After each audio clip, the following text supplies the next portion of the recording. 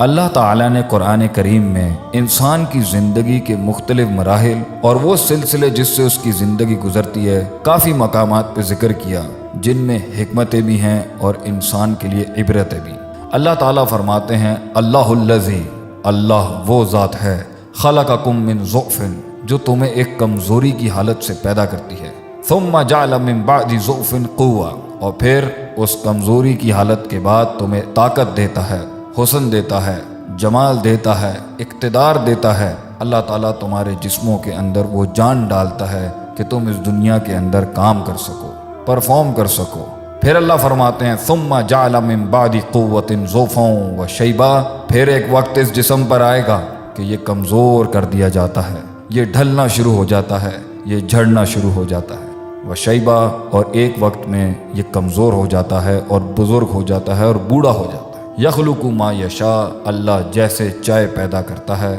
وہو العلیم القدیر، اور وہ علم والا اور قدرت والا ہے۔ اللہ تعالیٰ انسان کو ان آیات میں یہ سمجھانا چاہتے ہیں کہ تیری زندگی کمزوریوں کا دور ہی ہے، تو پیدا بھی ایسے حقیر نطفے سے ہوا، تو اس کے بعد ایک اور کمزوری کی حالت میں جاتا ہے، پھر تو ماں کے رحم میں کمزوری میں ہوتا ہے، پھر تو اس دنیا میں پیدا ہونے کے بعد ایک کمزوری اور ضعف کی حالت میں ہوتا ہے۔ طاقت اور اقتدار، جسم میں قوت اور توانائی اور کچھ کرنے کا جذبہ کچھ ہی سالوں کا تجھے ملتا ہے، جس کے اندر اللہ چاہتے تھے کہ تو اس کی عبادت کرتا، اس کی فرما برداری کرتا، خواہشات کو ختم کر کے اپنی نفس سے لڑتا اور اپنے آپ کو ایک کامل انسان بناتا اور پھر اللہ کا ایک غلام بناتا۔ مگر انسان اپنے اس چھوٹے سے وقت کے اندر، جہاں اللہ فرماتے ہیں ثم جعل من بعد ضعف قوة، جب ہم اس کمزور اور ضعیف حالت کے بعد جو اس کا بچپن تھا، اس کے بعد اس کو جوانی دیتے ہیں اور قوت دیتے ہیں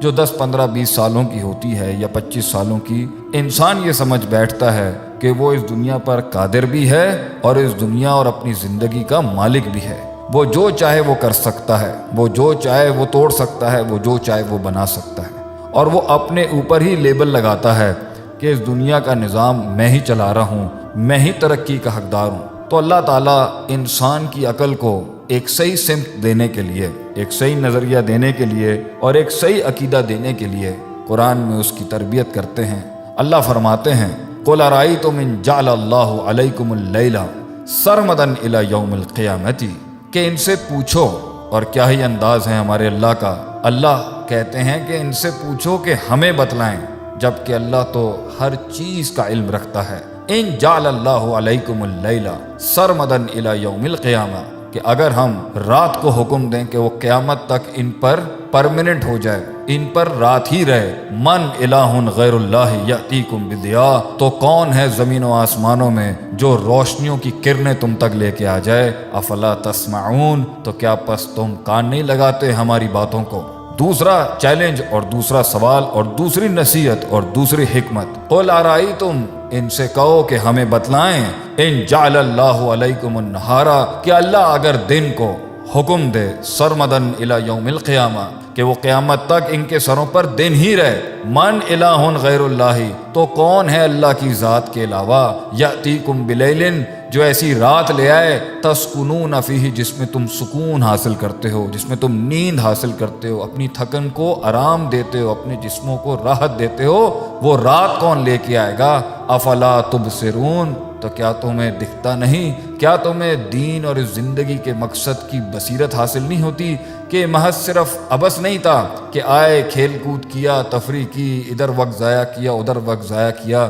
اور پھر اینڈ کے اندر سوالوں کے ساتھ اور کھوئے ہوئے دلوں کے ساتھ بیٹھ جانا، یا ڈپریشن میں چلے جانا، یا مایوسی میں چلے جانا، اور نئے نئے سپورٹس کو تلاش کرنا اور نئے نئے کھیلوں کو تلاش کرنا کہ شاید ان کھیل کود اور رنگرلیوں میں مجھے اپنی زندگی کا سکون مل جائے۔ اللہ ایک اور مقام پہ کہتے ہیں قُلْ أَرَأَيْتُمْ، ان سے کہو کہ ہمیں بتائیں، ان اصبح ماؤکم غورا، کہ اگر ہم پانی کو اندر کھڈوں میں ڈال دیں، پانی زمینوں کے اندر چلا جائے، تو کون ہے جو تمہارے لیے بہتا ہوا پانی لے کے آئے گا؟ اوپر سے نازل ہوا تھا تو تم سمجھے تمہارا تھا، زمین کے اندر لے جائیں گے تو تم اسے واپس کیسے لے کے آؤ گے؟ اللہ فرماتے ہیں ان باتوں پہ تم غور نہیں کرتے۔ ایک اور مقام پہ اللہ فرماتے ہیں قُلْ أَرَأَيْتُمْ إِنْ أَخَذَ اللَّهُ سَمْعَكُمْ وَأَبْصَارَكُمْ، کہ اگر اللہ تعالیٰ ان کے سننے اور دیکھنے کی طاقت کوئی لے جائے، वख़तम अला क़ुलूबिकुम, और इनकी समझने के ऊपर, इनकी दिलों के ऊपर मोहर लगा दें कि ये सही और गलत का फैसला ना कर सकें। मन इलाहुन गैरुल्लाह यातीकुम बिही,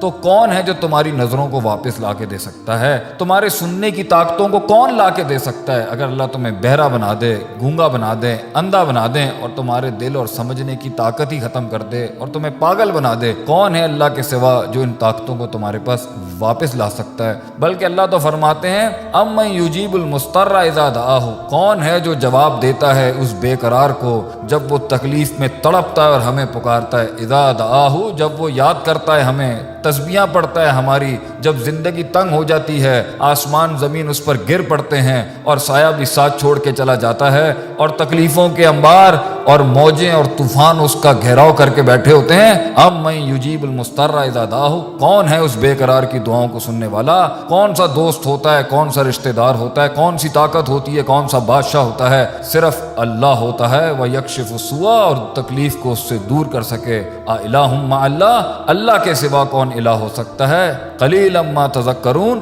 कम ही हैं जो नसीहत हासिल करते हैं। इंसान को इस ज़िंदगी के अंदर खुशफहमी और किसी भी बदगुमानी के अंदर मुलव्विस नहीं होना चाहिए कि ये ज़िंदगी उसकी है, वो जैसे चाहेगा इसको चला लेगा, वो इस पर कादिर भी है, खालिक भी है, मालिक भी है और फातिर भी है इसका। नहीं, इंसान अल्लाह की मखलूक है, उसका ग़ुलाम है। उसकी इब्तिदा और उसकी इंतहा अल्लाह को ढूंढना और उसके आगे सर तस्लीम खम करना है। वरना अल्लाह ताला इंसान को मुख्तलिफ मकामात में बयान कर रहे हैं कि ये ज़िंदगी जिसका तू दावा करता है तेरी है, हम ऊपर से भी और नीचे से भी, दाएं से भी और बाएं से भी ऐसी तंग कर सकते हैं कि इंसान कहीं जा नहीं सकेगा। अल्लाह ताला हमें अपनी आफियत और हिफाजत में रखे। आमीन या रब्बल आलमीन।